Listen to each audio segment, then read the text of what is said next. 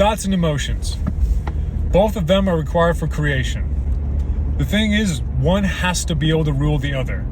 Thoughts are divine, sort of, because you can have very bad thoughts and those aren't necessarily divine. But your emotions are humanism. Emotions are nothing more than chemicals. They are chemicals released by the body that the brain interprets into an emotion, a feeling. And that feeling is usually based off of past filters, past frames. Think about if you've been cheated on. If you've been cheated on, the next time you get into a relationship, you're going to come at it with walls built. You're going to come at it with a filter. You're going to come at it hesitant. But your thoughts need to control those emotions. Both of them are required in order for you to create. If you have a thought, if you have a genius thought, in order for you to be able to break out of the matrix, start a new business, start a new venture, if you have one of those thoughts, if you don't have the creative drive behind it, if you don't have the emotion, the oomph behind it, that life force, that thought is going to die. That thought is just going to go to thought funeral. You need to be able to create. You got to have that life force. Both of them are required in order for you to create, in order for you to break out of what you're trying to break out of.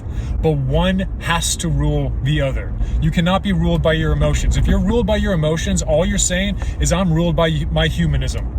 Everything that surrounds me, every single thing in my world out here, that's what controls my world in here. Everything external is in absolute control of everything internal. And that's when you allow your world, that's when your world has complete dictatorship over your choices, over your life. So how do you break out of that? How do you break out of that? You need to be in control of your emotions. Your thoughts need to control your emotions. And this is how you can have two people experience the exact same scenario, but have vastly different opinions and vastly different emotions and experiences based off of that scenario. It's going to be based off of your thoughts. And a lot of the thoughts are going to be based off of past things. So again, the cheating example. You're going to be thinking, well, what's different this time? Those thoughts are going to creep in and those thoughts are going to dictate your emotions. So if you have bad thoughts, it's not good, because you can be controlled by your thoughts. And if your thoughts aren't divine, that's when you go into a spiral.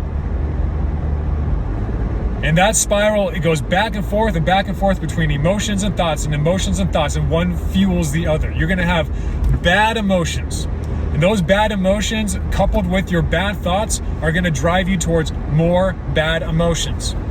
And you're going to literally go into a death spiral. And people get addicted to these death spirals. It's called victimhood. People become addicted to becoming a victim.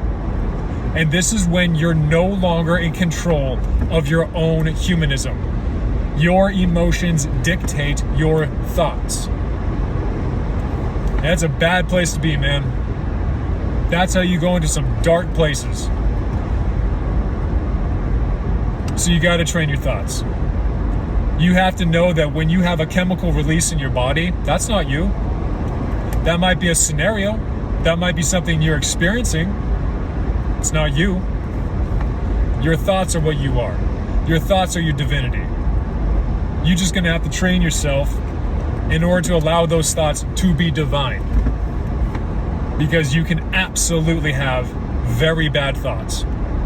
It comes down to managing your thoughts, mastering your thoughts, so that your thoughts and your emotions can create, rather than allowing those emotions to create anything for you based off of your external circumstances rather than your internal creativity.